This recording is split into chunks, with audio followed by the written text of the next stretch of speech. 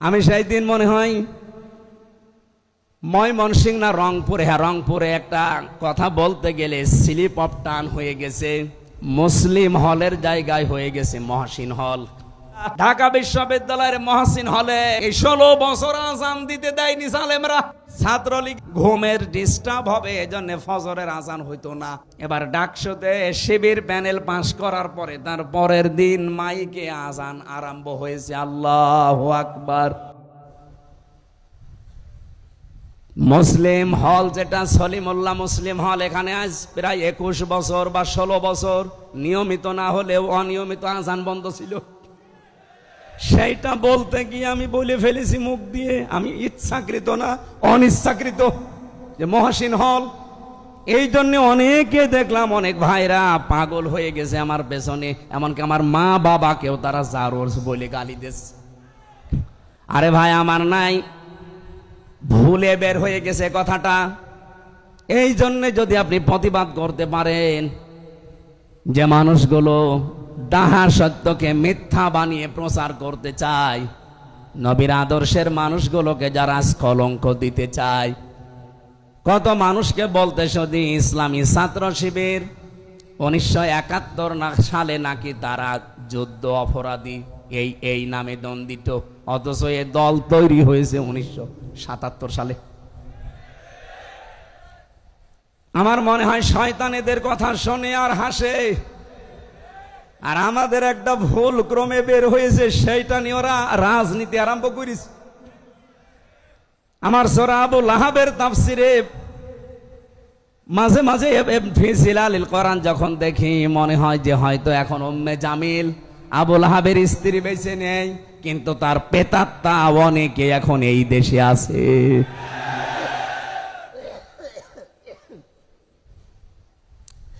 আবু লাহাব নবীর জন্মে খুশি ছিল, আদর্শ খুশি না, এই জন্য শুধু একা জাহান্নামে গিয়েছে। অমরাতুহু তার স্ত্রীও তার সাথে গেছে।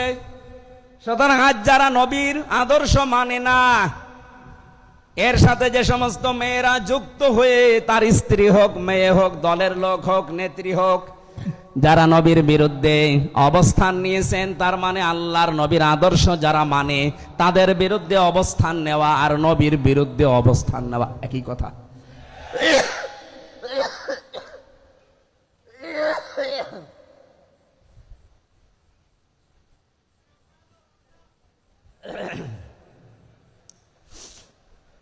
চট্টগ্রামবাসী, আমি মেন কথাটা বলতে চাই এইভাবে, শুধুমাত্র নবীর জন্ম নিয়ে আনন্দে থাকলে আপনাকে হবে না, তাহলে আবু লাহাব এবং আবু তালেবের মতো আপনি জাহান্নামে যাবেন। আপনাকে নবীর জন্ম নিয়ে মিলাদ নিয়ে যেমন খুশি থাকার কথা, তার চাইতে বেশি খুশি হওয়ার কথা নবীর জীবন এবং আদর্শ পেয়ে। ওনার 40 থেকে 63 এই 23 বছরের জীবন আপনাকে মাস্ট বি মানাই লাগবে। এই কথা বলেন না কেন? কোরআনের আইন মানা যেমন ফরজ, বিশ্ব নবীর আদর্শ মানা ওই রকম ফরজ। বিশেষ করে 40 থেকে 63 এই 23 বছর একদিনও আপনি বাদ দিতে পারবেন না। সিস্টেম অপর পৃষ্ঠায় দেখুন, কিছু লাগবে না ভাই, আর এখানে আসবেনও না। এ কাশি আমার এই জেলখানা থেকে আরম্ভ হয়েছে, আর ভালো হবে না, মনে হয় মরণের পরে ভালো হবে। এই জন্য আপনারও চা, এখন আমার গলার উপর দিয়ে টিরাক চলে গেলেও কিছুই হবে না, এই জন্য চা দিয়ে কিছু হবে না, ঘন্টাখানিক সময় নিচ্ছে। আপনারা এই যে নড়াচড়া করছেন কারা ভাই? এই বসেন বসেন। যেহেতু বললাম সিস্টেম অপর পৃষ্ঠায় দেখুন, আরো 2 জন চাচার নাম আমরা জানি, যিনি আমার নামে নাম হযরতে আবু আমির হামজা, আর একজন হযরতে আব্বাস রাদিয়াল্লাহু তাআলা আনহুমা। এই 2 জন চাচা, তাদের পুরা জীবনী আমি পড়েছি। ওনারা শুধু নবীর মিলাদে খুশি না, নবীর জন্মে খুশি না, ওরা নবীর আদর্শ পেয়েও খুশি ছিল। তাহলে আমার মনে হয় ক্লিয়ার হয়ে গেছে যে শুধু মিলাদুন নবী পালন করলে আপনি জান্নাত যেতে পারবেন না, সিরাতুন নবী আপনাকে মানা লাগবে। এই জন্যই সুন্নতির সিরাত কমিটি আজ 55 বছর একাধারে এই পৃথিবীর মানুষকে এইটাই জানান দিচ্ছে যে মিলাদ আমরা মানি, কিন্তু সিরাত জরুরি। কথা বলেন। আর সিরাত আমাদের ভেতরে নেই। সিরাতের বহু পাঠ আমি পেয়েছি। আমার এই ছোট্ট জীবনে সিরাতের প্রায় 71টা পাঠ পেয়েছি আমি নবীজির জীবনে।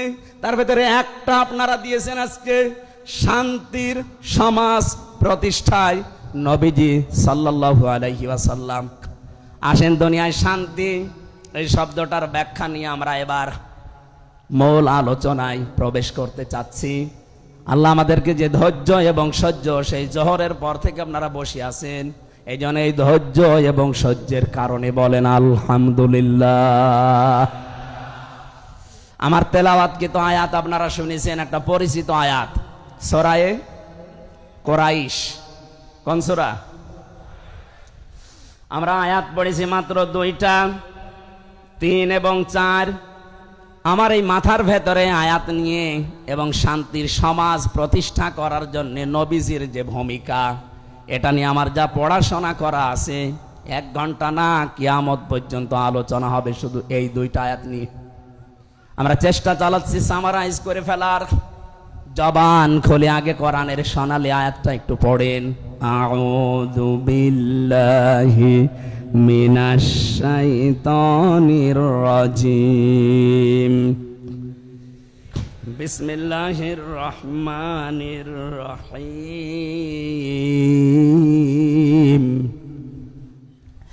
ফালিয়াবুদু রাব্ব হাযাল বাইত। আল্লাহ পাক বলেন, এই ঘরের মালিকের ইবাদত করো। তাহলে 2টা জিনিস আমি তোমাদেরকে দেব। আল্লাযী আত'আমাহুম মিন জু' ওয়া আমানাহুম মিন খাউফ। ক্ষুধা লাগলে এই খাবারের ব্যবস্থা আমি আল্লাহ করব, আর যখনই ভয় আসবে তখন আমি আল্লাহর নিরাপত্তা দিয়ে দেব। আমাদের প্রথম বিষয় হচ্ছে শান্তির সমাজ প্রতিষ্ঠা। শান্তি কি? এটা দুঃখের বিপরীত, কষ্টের বিপরীত। আমরা অনেকেই বলি যে সুখ শান্তি, না, জিনিস 2টা এক না, এমনকি 2টার শব্দ আলাদা। আপনি পুরা কোরআন শরীফের ভেতরে যদি সুখ এই শব্দ অনুসন্ধান করতে চান, তাহলে আপনি শান্তির শব্দ পাবেন না। সুখ শব্দের আরবি অর্থ হচ্ছে রাহাতুন। রাহাতুন মানে সুখ। তাফসিরে পড়েছি 3টা জিনিসকে সুখ বলা হয়। আর সিলমন বা সালমন, এখানে আমি সিলমন শব্দের অর্থ পেয়েছি ইসলাম, আর সালমন যদি জবর দিয়ে পড়া হয় তাহলে বাংলা অর্থ দাঁড়ায় শান্তি, নিরাপত্তা, স্বস্তি।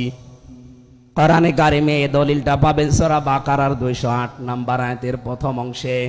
ইয়া আইয়ুহাল্লাযীনা আমানু দুখুলু ফিস সিলমি কাফা।